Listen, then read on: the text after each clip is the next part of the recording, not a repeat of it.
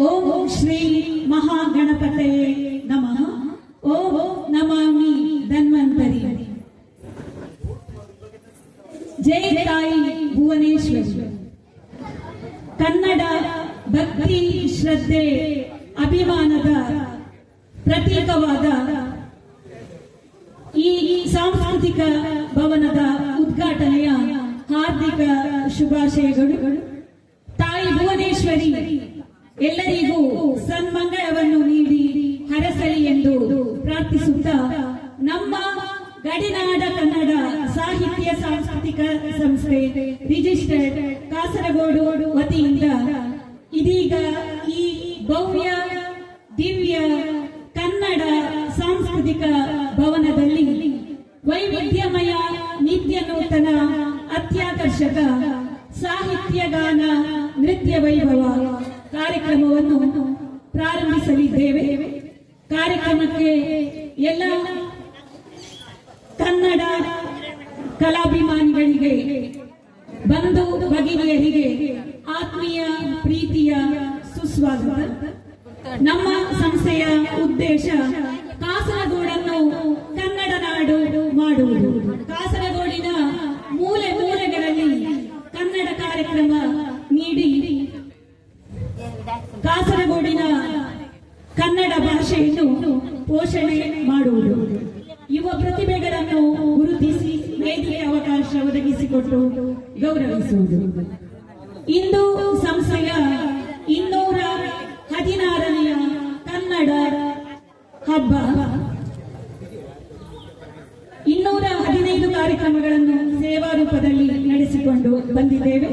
ಕಾಸರಗೋಡಿನಲ್ಲಿ ಕನ್ನಡ ಎಂಬ ಹೆಸರನ್ನು ಸಂಸ್ಥೆಗಿಟ್ಟುಕೊಂಡು ನಿರಂತರ ಕನ್ನಡ ಕಾರ್ಯಕ್ರಮ ನಡೆಸುವ ಏಕೈಕ ಕನ್ನಡ ಸಂಸ್ಥೆ ನಮ್ಮದೊಂದು.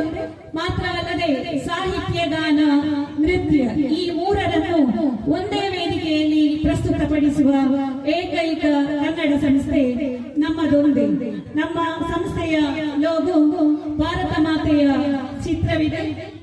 ಇದರ ಅರ್ಥ ಎಂದರೆ, ಮುಂದೆ ತಾಯಿ ಭುವನೇಶ್ವರಿಗೆ ಕಾಸರಗೋಡಿನಲ್ಲಿ ಆದ ಅನ್ಯಾಯವನ್ನು ಸರಿಪಡಿಸುವುದು, ಕನ್ನಡ ನಾಡು ಮಾಡುವುದು.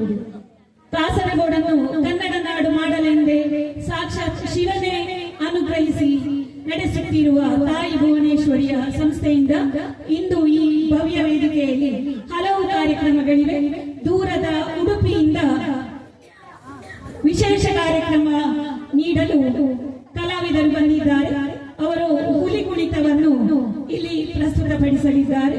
ಮಾತ್ರವಲ್ಲದೆ ಇಂದು ಸ್ಯಾಕ್ಸೋಫೋನ್ ವಾದನವಿದೆ, ಯಕ್ಷ ನೃತ್ಯವಿದೆ, ಶಿವಲಿಂಗದ ದರ್ಶನವನ್ನು ಇಂದು ನೀವು ಈ ವೇದಿಕೆಯಲ್ಲಿ ಕಾಣಬಹುದು.